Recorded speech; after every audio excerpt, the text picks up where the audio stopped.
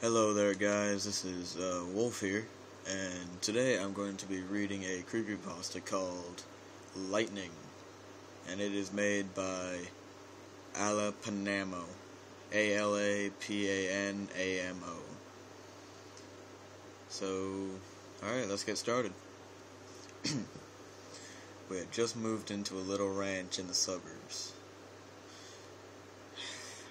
A little ranch house in the suburbs. Storybook neighborhood, quiet, friendly neighbors, picket fences, the whole 9 yards. Suffice it to say that it was supposed to be a new start for me. A recently single dad and my 3-year-old son. A time to move on from one's previous year's drama and stress.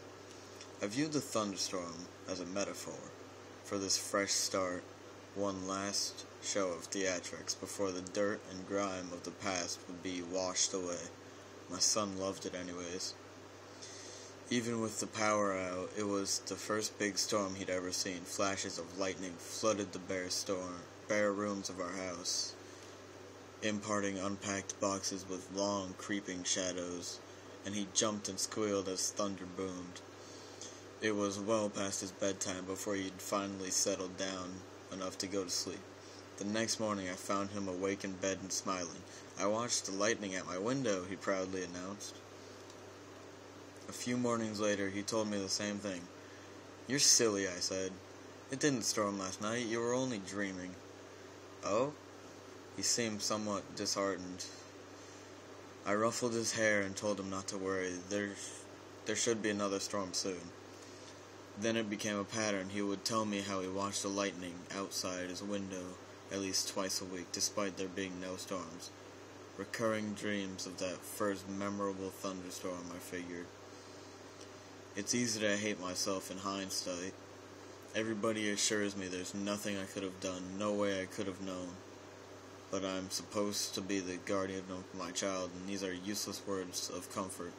I constantly relived that morning, making my coffee, pouring milk over my cereal, and picking up the newspaper to read about the pedophile local authorities had just arrested. It was front page stuff. Apparently this guy would select a young target, usually a boy, stake out their house for a while, and take flash photos of them through their window while they slept. Sometimes he did more. My stomach stank as the connection was made. At the time, it was merely something from a child's imagination. In retrospect, it's the scariest thing I've ever heard. About a week before the predator was caught, my son came up to me in his pajamas. "Guess what?" he said. "What?" "No more lightning at my window." I played along.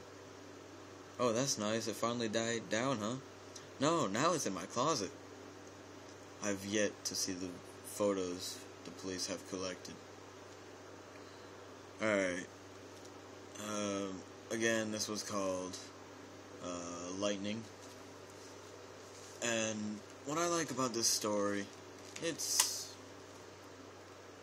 rated a 9.3, but it's not really, in my opinion, that creepy of a story.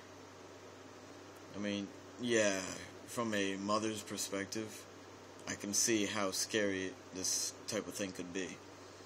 But I'm not a mother, nor am I a father. And what I like about it is the fact that the kid thinks it's all just another storm. And he doesn't notice that it's just a camera. Maybe he's never seen one before. And I don't know. Something I don't really like about this is the the utopia type setting. Quiet, friendly neighborhoods, picket fences, the whole 9 yards. Perfect families, all that.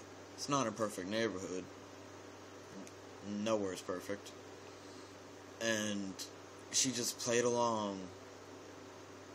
Well, after the first storm, he thought there was more, and she just played along and said, "You're silly," and there wasn't a storm, yada yada yada.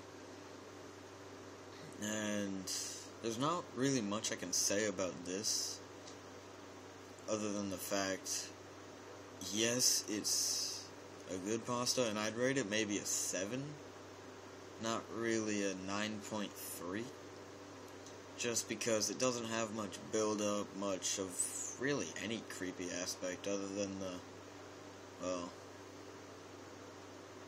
Predator. But yeah, if you guys like this video and want to see more, leave a comment down below, subscribe, like, all that good stuff, and I'll see y'all later.